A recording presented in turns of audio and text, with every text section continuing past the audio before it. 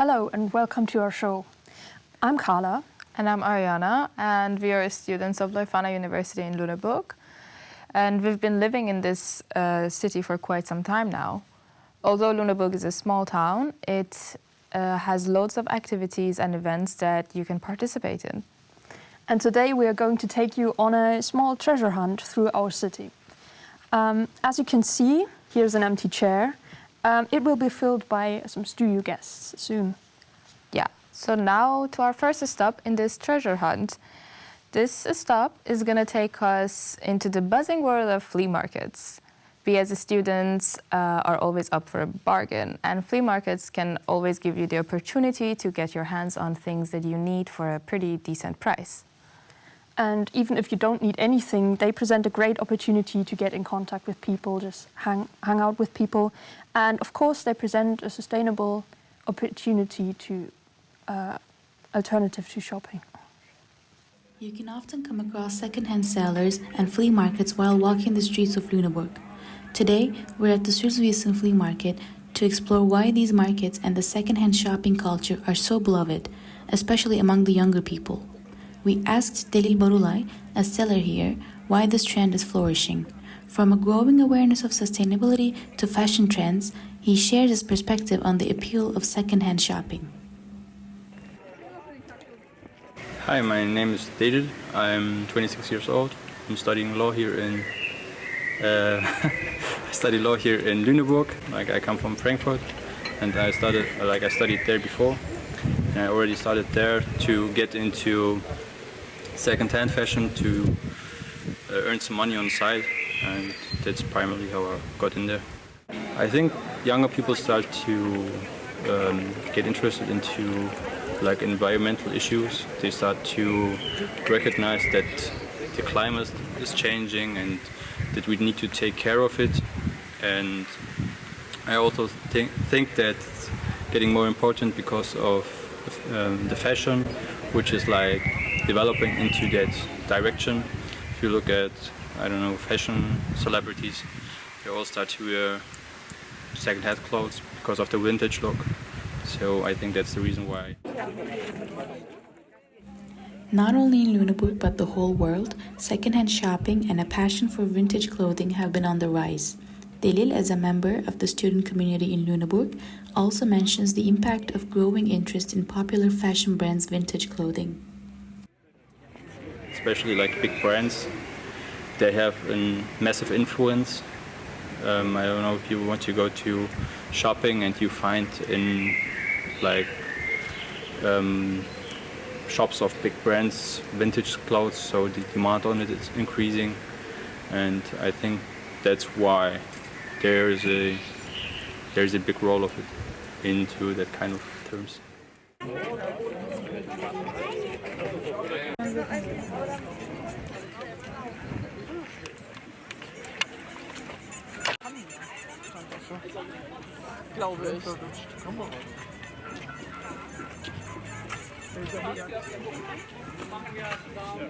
Now we are with Yelda, an international student from Turkey.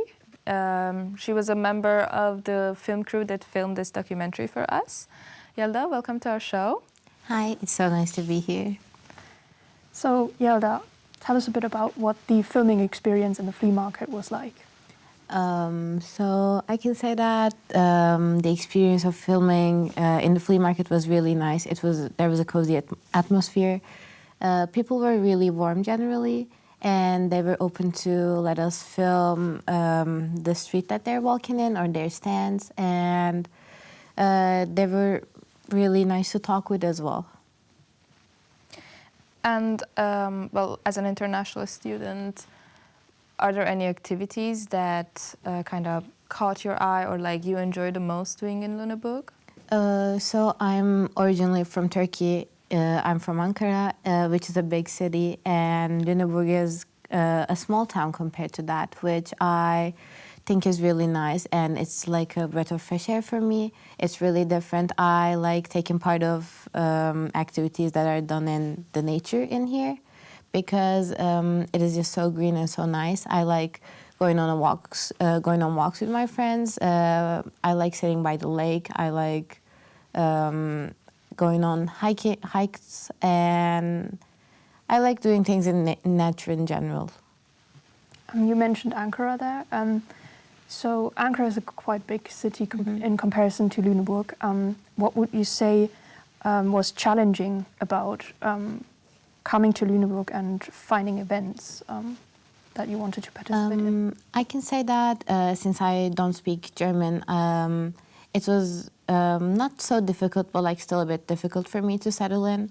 But everyone usually knows English around here, so it was actually comparatively easy to communicate with them. And in school, everyone is really welcoming and nice, so I was able to take part in activities in school and make friends there as well. So I found some nice circles to get into, and I am happy about the environment that I'm in right now. Well, yeah, as an international student, I can relate to that. And well, regarding the flea market, I myself, from my homeland, the flea markets were not such a big place to go to. It was not such a social place to go to. There were not a lot of people going to flea markets in my homeland. I want to ask, how would you compare flea markets in Turkey or in Ankara to flea markets in Germany or in Lüneburg? I would say that flea markets are a lot trendy in Germany than they're in Turkey. In Turkey, people prefer to shop online or in malls, and I don't think there's like that many flea markets in Ankara as well. I can say that there are a few in Istanbul, but not in Ankara as far as I know. I'm not sure. I was not a big part of it as well. But in Germany, ever since I started living here, I enjoy going to flea markets and finding some new stuff and connecting with people there. Just to wrap this up, any advice that you would give to international students? I can advise them to spend some time in the school because the campus is really nice and people are also really nice. I can also advise them to connect with nature just like I did, because it's really nice to go on walks and sit somewhere in the nature. And Lüneburg is just like a really small, warm, cozy town, so they would enjoy it very much. Well, thank you, Yella, for joining us. Thank you so much for having me. Our next stop is gonna be a bit more specific in the sense that Lüneburg is an old town. It's not just a small. Its infrastructure is old. And this stop is gonna take us into an old building in the heart of this town. So the next thing we're going to take a look at might be a mainstream hobby, but this cinema is far from being mainstream. Welcome Cinema and is directly placed in the city center of Lüneburg. It was founded in 2000, and before that there was already a cinema in the building, which can be seen on the example of the astonishing ceiling in one of the cinema rooms. But what makes it different from other cinemas? Die Nachfrage in Lüneburg ist groß genug, um quasi auch ein Programmkino zu führen, das ohne Blockbuster funktioniert.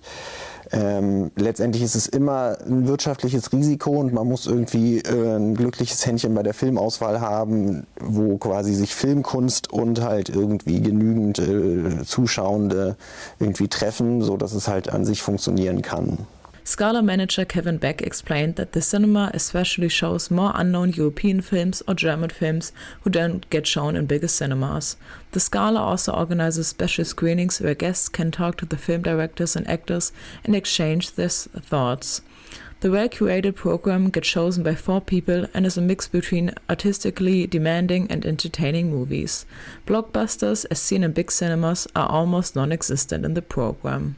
Das Schöne ist, dass man halt ganz viel Freiheit hat, hier sozusagen das Programm zu gestalten und dem Ganzen quasi so seinen persönlichen Stempel aufzudrücken.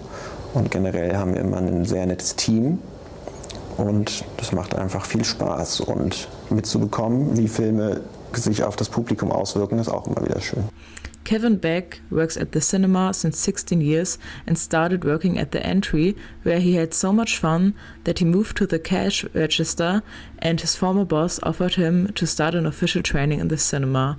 Since that, he stayed. A big change for the cinema was the transition from analog to digital film carriers.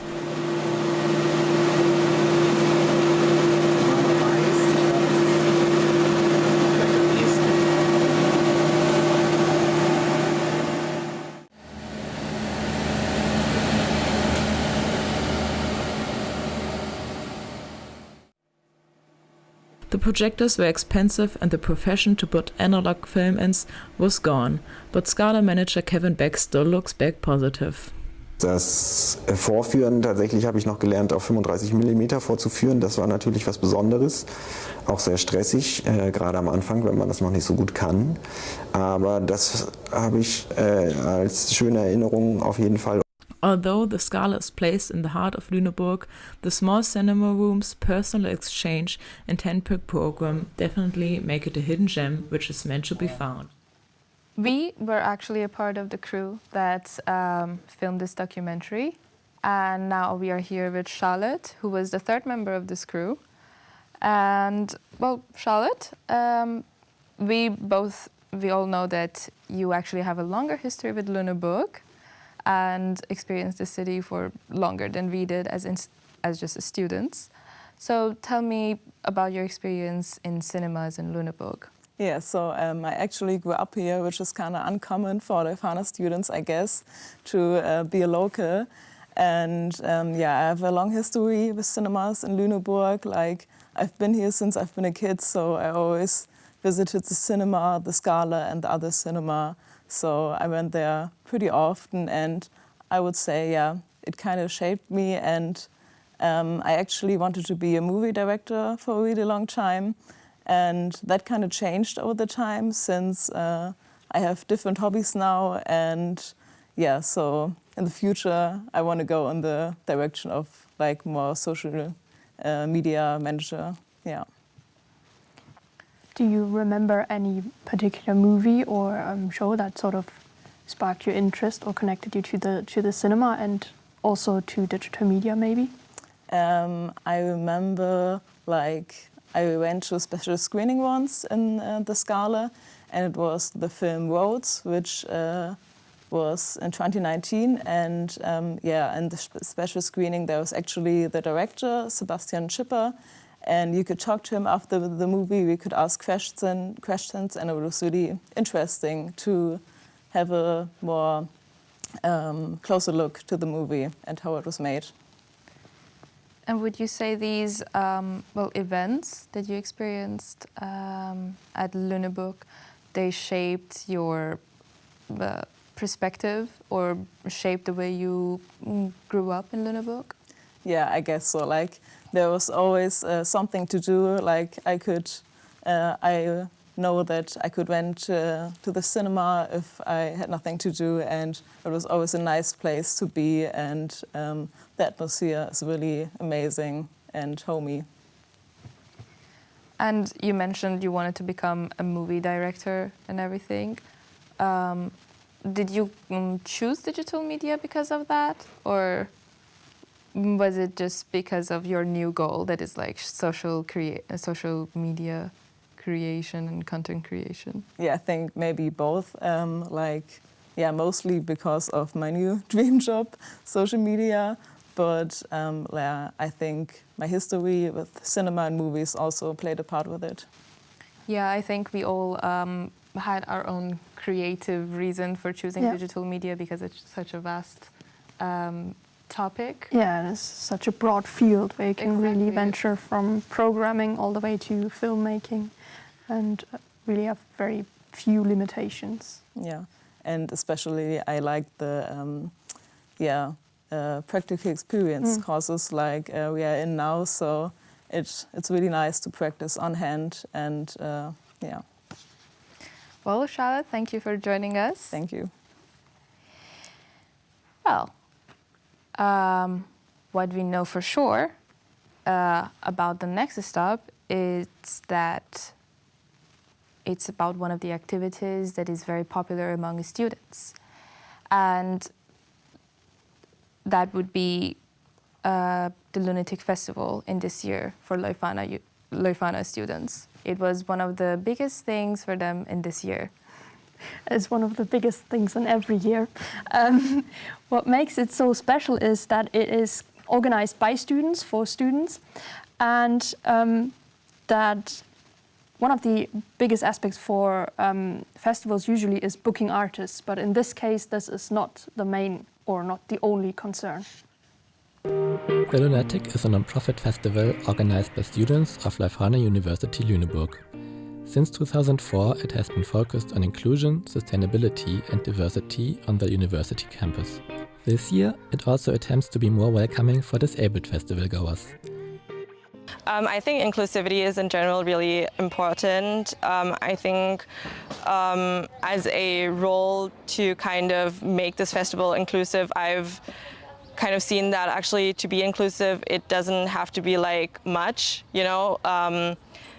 There isn't like too much effort always like in being inclusive. So just like to put some ramps in the correct locations, or like to make it accessible for people, you just need to have like the financial capacity for it. So that is like something what I was really fortunate about this year, that I got from the Festival Förderfonds. I got like a fund from 15,000 euros, so I could actually finance like all the dolmetschers, the sign dolmetschers, which are going to be like here on the stage right behind me. 2 People, okay, sehr gut. Cool, weil ich bin nämlich hauptsächlich auf Instagram vorbereitet, weil das ist halt so das, wo ich herkomme. I would definitely say my time and effort I invest here is just like, I know I'm doing something for people who mostly are not acknowledged like in society.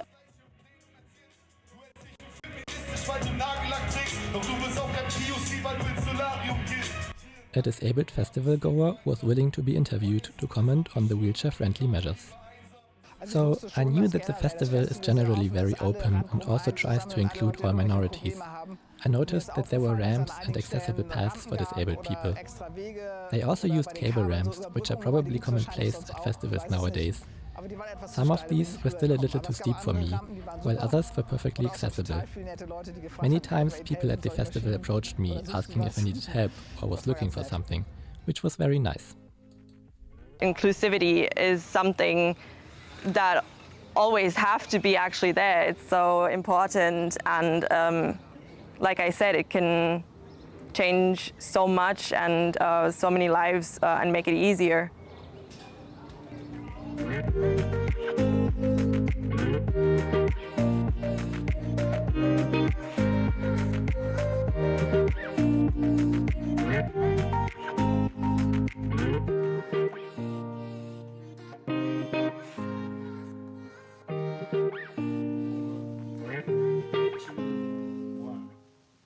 Here we are with Lennart, one of the crew members of the crew of this short documentary. Lennart, welcome to our show. Thanks for inviting me. So first I wanted to ask you, how was the experience recording this documentary? I think actually the experience recording was quite chaotic and quite busy, because you should know that the festival took place in the beginning of June, and only 2 weeks before we asked them if we could film, and they were already preparing for 2 semesters. So this were actually the final stage of their preparation, the final stages of setting up the whole festival, and all the planning was already done before. So everyone was quite busy, and you can also see in the interview, actually behind the interviewee, they are building up the stage and moving things around. So it was busy, but it was also the most exciting time, because you could really see in action what they are doing. So it was quite exciting. And yourself as a student, how was your personal impression of this festival? My personal impression was that it's, as Carla already said, the students organized festival from students, for students. And I think you can really notice that when participating in the festival, because you see that it's not only about partying. It also includes like workshop. It also includes many cultural events.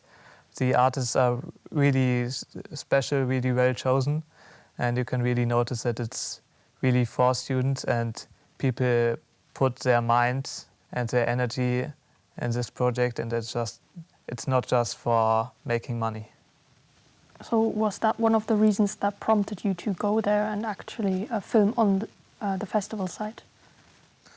Yeah, of course, because I think many people just associate festivals with big cities, big venues, and this special festival you can see that already like a small student group can invent and organize a whole festival without needing external players, without needing external organizers, and make everything themselves with their own creativity.